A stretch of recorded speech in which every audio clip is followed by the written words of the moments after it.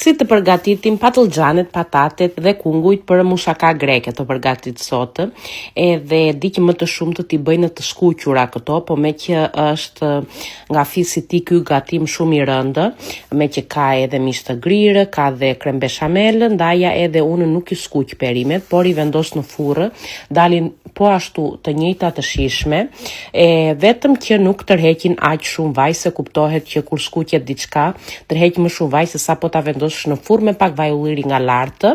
I hodha krip edhe piper, as edhe një gjë tjetër, se nuk dua që të ngatrohen shumë shijet, se edhe erëzat, me që, siç u thash, ka shumë gjëra ky gatim.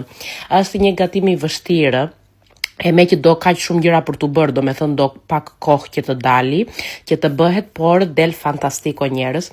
Do t'u them në videon tjetër se ku e mësova këtë gatim. Sigurisht jo në Shqipëri, nuk e bënim neve në Shqipëri këtë gatim. Tani tek mishi grirë, siç mund të shikoni, hodha qep, speca, karota, salcë tomate, çfarë të doni juve, dhe e lëmë që të zihej mishi grirë. Pastaj do përgatit kremin bechamel. Te kremi bechamel është 1 litër qumësht, 5 lugë të mëdha, lugë supe do me thënë, me miell. Do ta trazojmë mirë dhe pastaj do ta vendosim në si e thonë, lart mbi flak, që duke trazor vazhdimisht që të mona pritet. Nga lart pastaj do t'i hedhin vezën, pasi e kemi heq nga flaka. Ky është kripë, kjo tjetra piperë, edhe ajo është nutmeg, moshkokarido, edhe në Shqip është aramyshke gjeta.